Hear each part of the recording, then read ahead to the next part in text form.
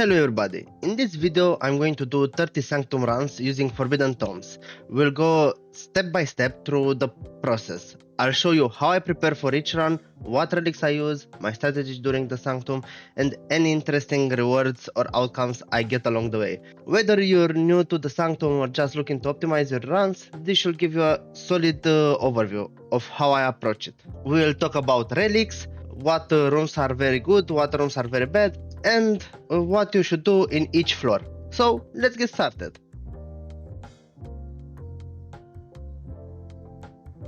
So for most of the Sanctum run, I keep my Mercenary in full damage gear to make things smoother, but right before the final boss I swap to rarity gear, and here's the trick, I'm using Gravebind. These gloves means he gets credit for the kills. That way, when the final boss drops loot, it's affected by his rarity stats instead of mine. It's a simple swap, but it really helps with getting better relics at the end, and it really pays off over multiple runs. In my Sanctum runs, I'm mostly using small relics, nothing too crazy.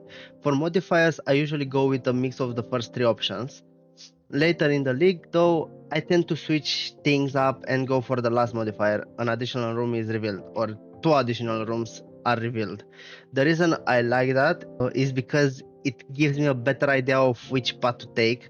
Sometimes you get lucky and spot a room with a divine orb or something really good, and knowing that in advance can totally change your route. It's nice bit of extra control and can lead to some great rewards. A lot of people tend to use bigger relics for things like inspiration regeneration or increased quantity of relics found, which can be really strong, especially when you get the boon that increases the effect of your relics. And yeah, that combo can go crazy, but honestly, you only get that boon maybe once every 5 to 10, maybe faster, like 2 to 3, but I'm not really sure how worth it is to build around that specifically. I prefer to keep things more consistent, which smaller relics and not rely too much on RNG boons. As you can see in this inventory, I have a lot of small relics and one large relic. The small relics, like I said, is with inspiration at the start of the Sanctum or additional rooms, but this large relic, why I run with it, is because the quantity of relics dropped, and because of the rarity I have on Mercenary, I get a lot of unique relics from the last boss. So yeah, it's pretty good to have it if you have a strong build, but still I advise to you to go with small relics because they are more tanky for you if you are not used with the Sanctum. And as you can see, small relics with additional rooms, like I said, to know what route I want to go.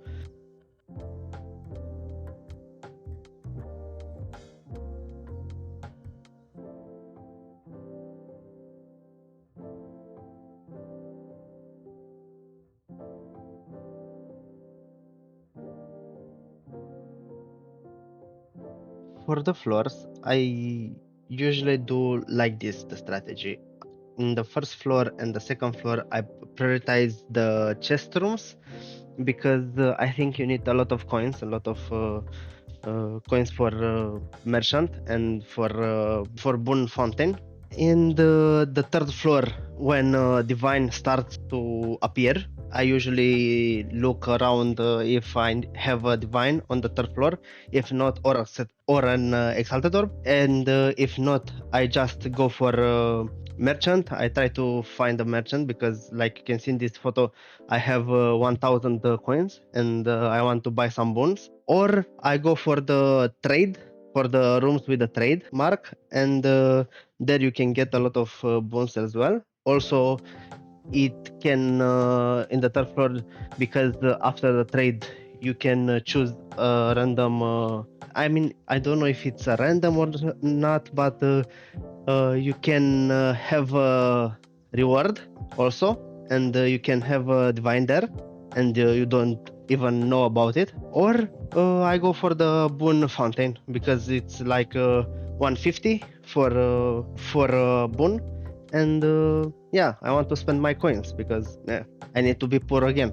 Like, it's alright. And then in the fourth floor, it's the last floor, and here it's the big money. Here you can get a lot of divines. I usually get at least one divine, and not I have a lot of chaos orbs at the final reward room when and it's like equal to a divine. So yeah, you can get a lot of divines from here, and you don't need to worry about the coins because in the last floor you mostly have a lot of boons. You have a lot of great boons like this and this, the increased damage and the less maximum life for monsters. You can have other boons also good, like resolve impact is less, and even other like increased effect, like I said, in the relic area, or sanctum is fully revealed, the major boons also.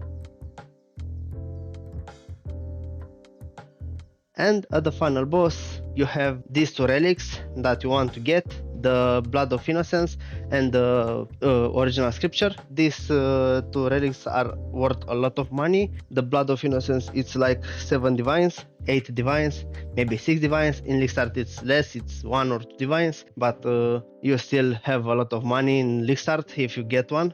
And the original scripture, because the ring is very powerful. I think it's a ring or amulet, I don't know, I didn't have one.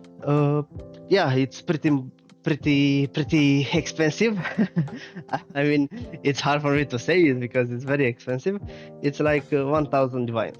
So yeah, this the original scripture, the papyrus relic, is very expensive. That's why you want a lot of rarity for it, because it's hard to get. It's the rarest one from the final boss, and that's why I change my gear on my merchant and put that gloves on it, because they're very good, and I increase my chance to get. If you don't have rarity, it's like the statistically is like 1 in 150 or 200, but if you have rarity, like I have on my mercenary, I have like, I don't know, almost 300 rarity on merchant, or on mercenary, sorry, not merchant.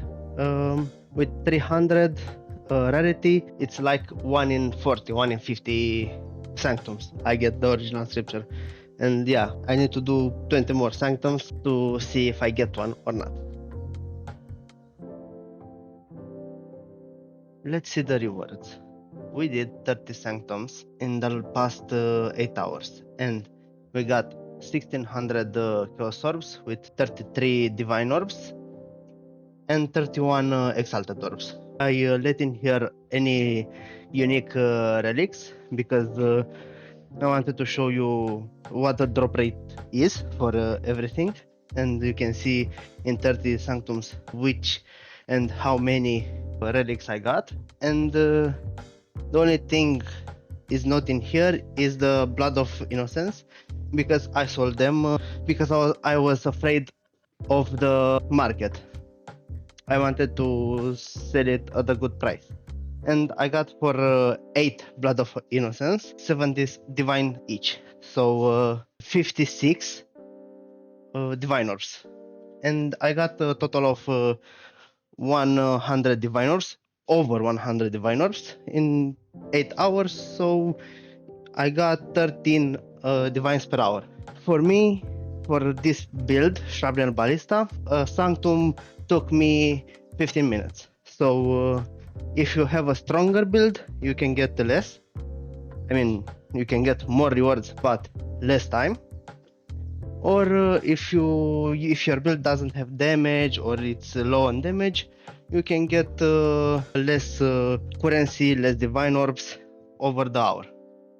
So yeah, it depends on your build, it depends on how you know how to roll it. You can start under 80 level Forbidden Sanctum to get used with the Sanctum, but I advise to you to get Forbidden Tomes of level 80 or above 80, because the original scripture doesn't drop if Forbidden Tome is over 80. As you can see, we have a lot of currencies, a lot of other currencies like alterations, orbofusings, chromatics. These are worth divines as well. I think I got here 5 divines as well in other currencies, but I didn't put it in the final profit per hour because I didn't check all of them. This strat is very good. This strat was worth it, and I advise you to try it out. If you have anything else to tell me, if I missed something, please leave it in the comment.